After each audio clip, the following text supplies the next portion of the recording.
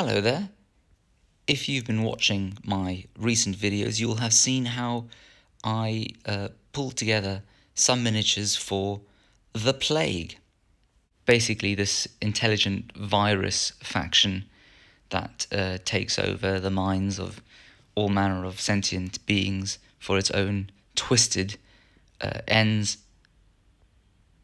In Mantic games, quite innovative and fun and streamlined skirmish wargame, futuristic skirmish wargame called Deadzone. A kind of, I would say, a better equivalent of Games Workshop's Kill Team, albeit I think Deadzone predated Kill Team. The theme of zombie viruses in space seems to abound at the moment, both in popular fiction and movies and series, as well as in wargames. So I saw this also in Stargrave in their supplement Quarantine 37, which I'll need to take a look at because some of these miniatures could well be useful there. I knew I needed to do something different this time from my usual approach to painting. I realized that if I just did that kind of, layering up, they talk about 3 colors up. I always end up doing about sort of 6 or 7 colors up and then painting fine details. I knew if I did that I would never get these finished, or they would take ages.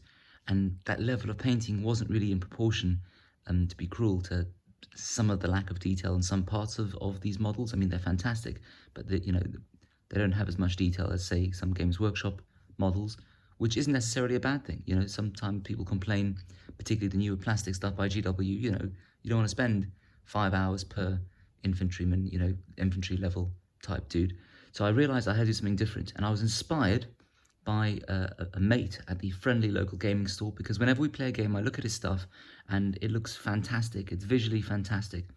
But then you pick it up and you look at it, and I realized that it stopped the painting about 3 or 4 stages, or maybe 2 or 3, before I stopped. The guy is capable of doing the most fantastic stuff, but he's got an enormous collection, and he finds that sweet spot between painting and painting and keeping on painting and painting stuff that frankly no one is going to notice in any gaming scenario, in any gaming club, during the day or evening, under whatever the lighting conditions are. And so I thought to myself, also for me this is a bit of a departure, because I've never really painted too much kind of sci-fi stuff, and armor presents a horror for me, because there's all different lines and buckles on the gloves, and lines all over the place that with my approach to painting would involve dozens and dozens of kind of layered highlights.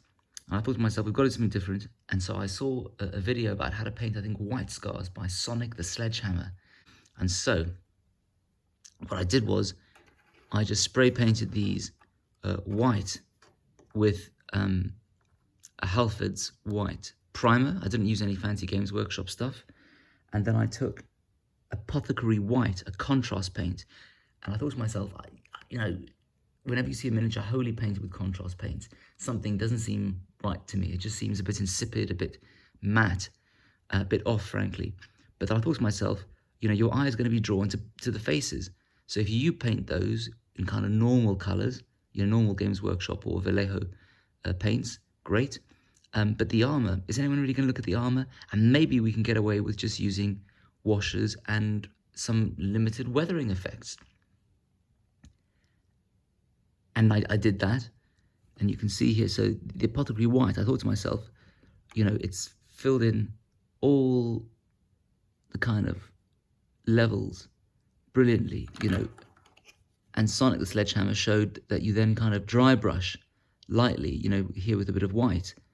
And I thought to myself, actually, what would that really achieve here? What I'm going to do is just cover some of that quite cool Apothecary White,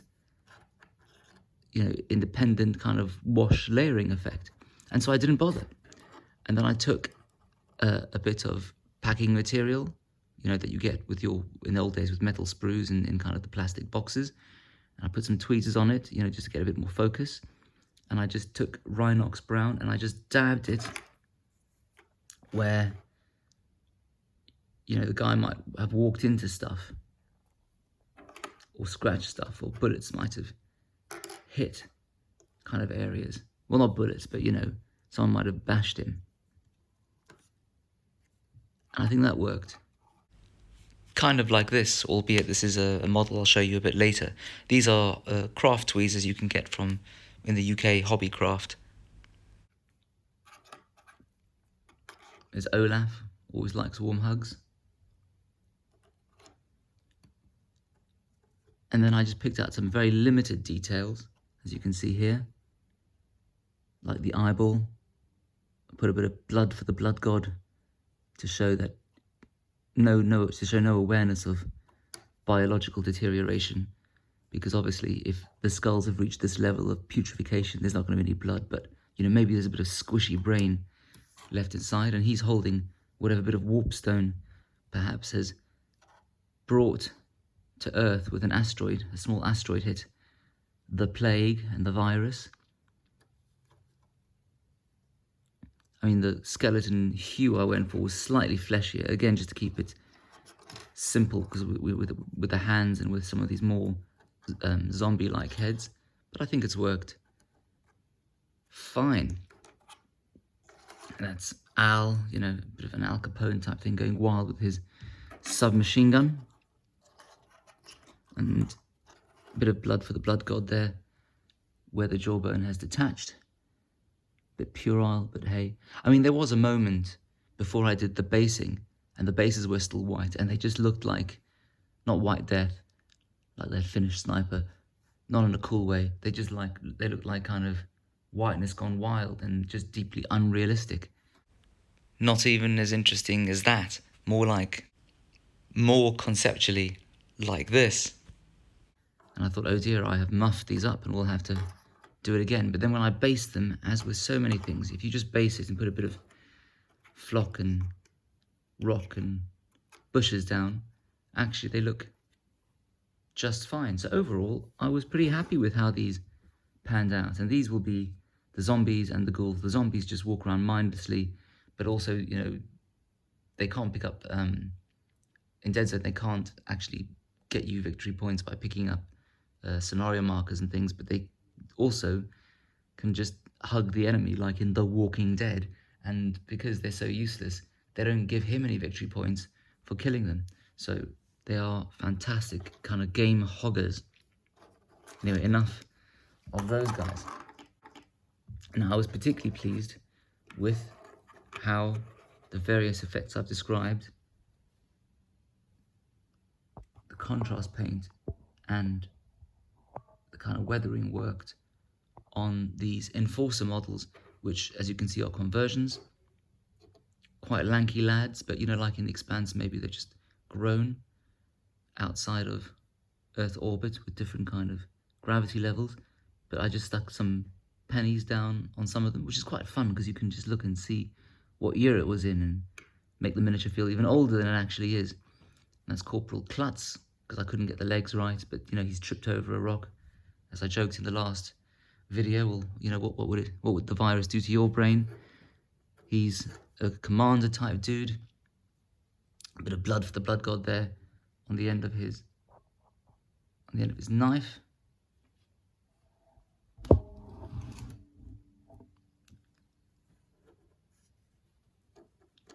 You know, or you, I told you to get him over there. And then later, when I actually do the dogs, I can just again say in a deeply puerile manner, go, play, have fun, my pretties. And they go wild and just run down the enemy. I've got contrast. I'm going to spray paint these white as well. And these Chaos Hounds from 7th edition Warhammer Fantasy Battle now found their home as Plague Hellhounds. And I think I'll spray paint them white. And then I've got one of the yellowish mid-tier kind of brown contrast paints. And then I'll dry brush that and we'll see how those pan out. And then just give them some yellow eyes to look particularly Hellhounds-ish. And there's the dude, the Californian kind of surfer with his giant heavy machine gun. Now, again, because I'm a bit of a newbie to painting science fiction, I wasn't really sure how to paint those that visor.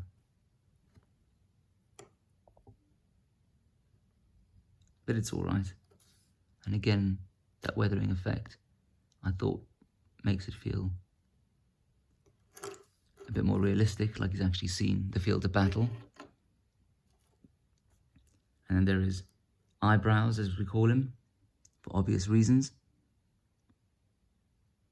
I thought it worked quite well, you know, like one of the Ravagers from Guardians of the Galaxy, with his grenade launcher to kind of unseat the evil enemy from various crow's nest type situations. Let's get those off. Though I thought I'd take this opportunity at this juncture to share that the inspiration actually for the whiteness of these uniforms actually came from some Paul Bonner artwork for the Bauhaus crew faction in Warzone, a game I kind of dabbled with briefly in the mid to late 90s. As you can see there, the white is just the end product of what appear to be kind of shaded greys and even blackish greys. And I thought the white captured a kind of spirit of the future with all the kind of, the whiteness of spacesuits, but also a kind of cheesiness and irony as captured here beautifully as ever in Paul Bonner's futuristic artwork. And then these Mantic zombies with Cadian heads. That guy's doing the Cadian shuffle, as we call it. Thriller. And again, I thought I would just keep it simple, painting the helmet white so it kind of blends in with showing that whatever space station this was has kind of, whatever colony this was has gone. You know, it was a multi-ethnic, multi-racial, happy entrepot hub taken over by the plague. And the first time I didn't cut off the throat. That sounds awful, at the right point, but no one will notice that. But the second time I did,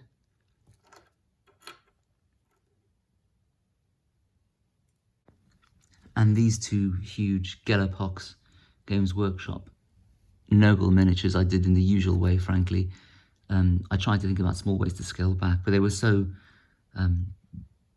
just full of little details, which I enjoyed painting. I thought, hey, why not? And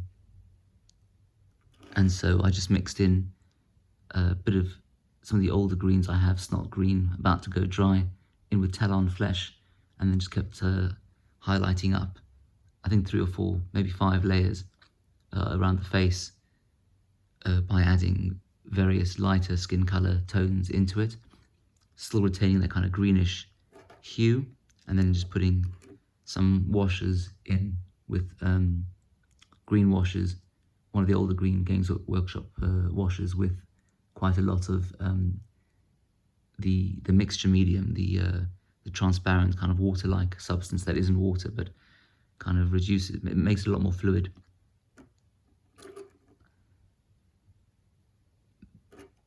All these weird mouths breaming out of his stomach are kind of very dark.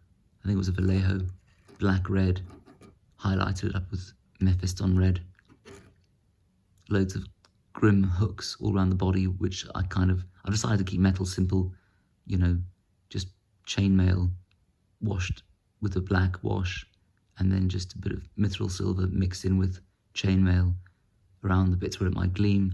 Blood for the blood god around the kidney. I think it's a kidney. Never very good at biology. As you can see, as ever, I've gone wild on the bases.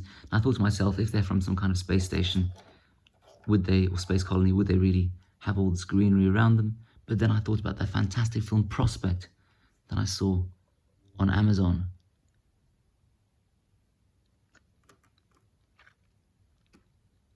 I mean, there was something slightly Germanic looking, Nazi science experiment about him with the kind of the Kaiser-like monocle type thing, World War I type monocles, as bionic eyes.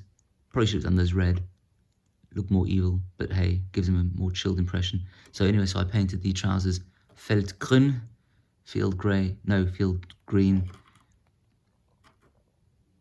with limited highlighting. Again, I thought, do I do some kind of camouflage pattern? It would look quite cool, but again, decide where to draw that line. And then some bits and bobs from the bits box with metallic bits over there because he's futuristic, and that kind of troll skull on the base from, I don't know, could be Battle for Skull Pass or something, who knows. Again, something that's sat in a box for many years and now found life. I must say my bits box is largely depleted now, so I've done well. Done well. And for those wondering about why my futuristic bases with guys in white suits running around from a space colony seem to be full of the usual Shire-like foliage, well, I was watching Prospect, this quite fun science fiction film on Amazon Prime, with the same guy who was the main actor in The Mandalorian, and it's based on some kind of very wooded moon, Endor-like moon, where you need to wear a helmet because the little pollen is obviously not great for you. And it's a moon rotating around some giant Jupiter-like planet. And so maybe that's where our space colony is. See, spacesuits meet the Shire. Anyway, that's it for today. Thank you for watching to the end. By all means, like this if you thought it was interesting. Comment if you have any suggestions on how I could improve my technique, frankly. I'm open to learning. And subscribe if you want to see more Deadzone stuff. I'm thinking of doing a Maison Labs type thing, a kind of science gone wrong type faction with robots. We'll see.